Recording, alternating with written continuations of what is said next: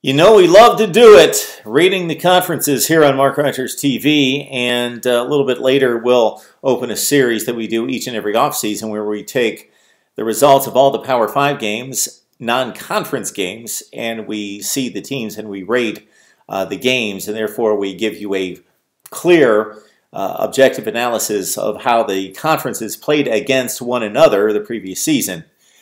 So we'll be back with a little bit more on that later. This is a new project that we're just basically matching up the seeded teams in each conference, and we're projecting what would happen if they played a 10-game series. All right, it's time to match up the Big Ten and the Big 12. The Big 12 for most of the season due to a very lackluster performance against the other Power 5 leagues.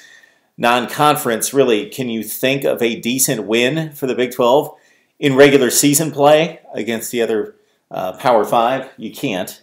West Virginia beat Mizzou and BYU. I think that would be it. Texas beat Notre Dame. The Irish went 4-8.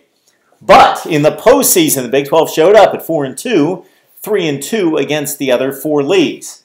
The Big 10, flip it around, looked very impressive, better than anyone in the regular season against the big teams like LSU and Notre Dame, and against Oklahoma and a few others. But in the postseason, the Big 10, despite got to credit the Big Ten for playing the best teams in the postseason, played the toughest bowl games, didn't fare well at 3-7. Okay, how did they do against each other? This is completely subjective, of course, and we want to know what you would say if these teams matched up. Penn State, Oklahoma. I like the Nittany Lions winning this one 6-4. We saw what they did against the likes of Ohio State and some good teams like Wisconsin in the Big Ten championship game, and really just blew the game against USC in the Rose Bowl, and USC definitely one of the 3 or 4 best teams in the country.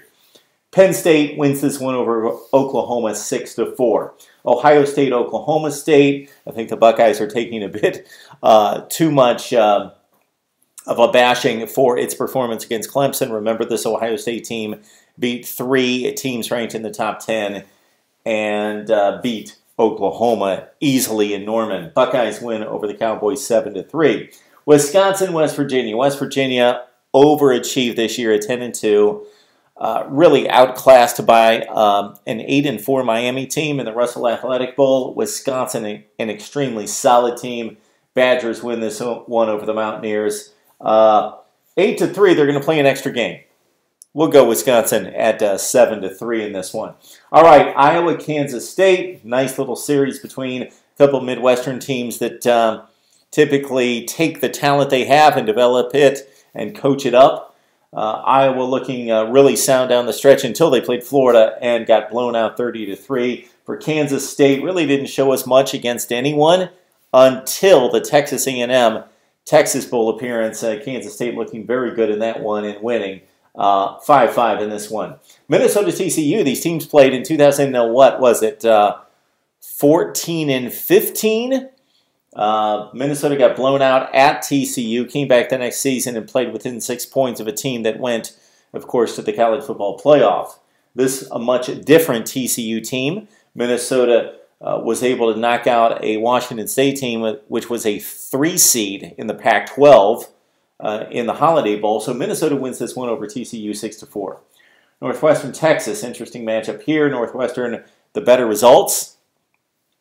Played well against the likes of Wisconsin and other sound teams in the Big Ten with Nebraska, Ohio State, and also beat Pitt in the Pinstripe Bowl. Texas couldn't even make a bowl game.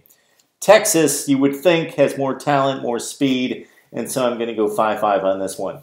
Maryland, Texas Tech. The Terps made it to a bowl game. They played close against Boston College, losing 36-30. Texas Tech, another Big 12 team that did not reach postseason play at 5-7. I see Maryland winning 6-4. Michigan State, Baylor. Wow, they just played 2 years ago in the Cotton Bowl in a great game in which Baylor tore them up through the air with Katie Cannon and Casey Coleman.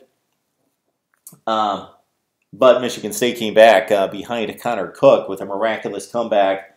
What was it, 42-41. Michigan State, Baylor, different teams here. Baylor showed us what they were capable of in the bowl game against Boise State, dominated the Broncos. Michigan State Lost some close games against some extremely good teams, Ohio State, Michigan, and some other ones, but 1-8 in the Big Ten. Baylor wins this one 6-4. The Big Ten really shows down at the bottom of the league how weak it is. Purdue and Iowa State, for as bad as the Cyclones are, I think they knock out Purdue 6 out of 10 games. And this has to be the most pathetic matchup in the Power 5 possible. It's Rutgers and Kansas. Rutgers lost to the heavyweights in the Big Ten East, and we are talking about excellent teams, Ohio State, Michigan, Penn State, and somebody else you throw into the mix. I believe it's Michigan State. They lost like 228-0. Kansas has the win against Texas, and then they also almost beat TCU. They missed a field goal from about 45 yards out at the gun. They would have beaten TCU. So based on those two strong efforts against decent teams, Rutgers had nothing like that. Their best effort, they lost to Iowa, I think 14-7. Kansas, inexplicably, would have never thought that I would project Kansas to win 6 out of 10 games against anybody in the country. I think they would do it against Rutgers, 6-4. So you add all these up, and what you have is Big Ten 54 and the Big 12 46. And that, even considering the Big Ten's lackluster bottom showing in the league, that probably makes sense. The Big Ten is a better league than the Big 12, and that's without Michigan, Nebraska, a pretty good Indiana team, Illinois not so much at 3-9.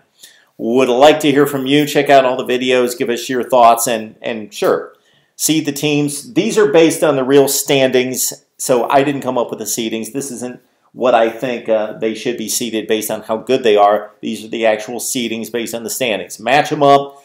Tell us what you think right here on Mark Rogers TV.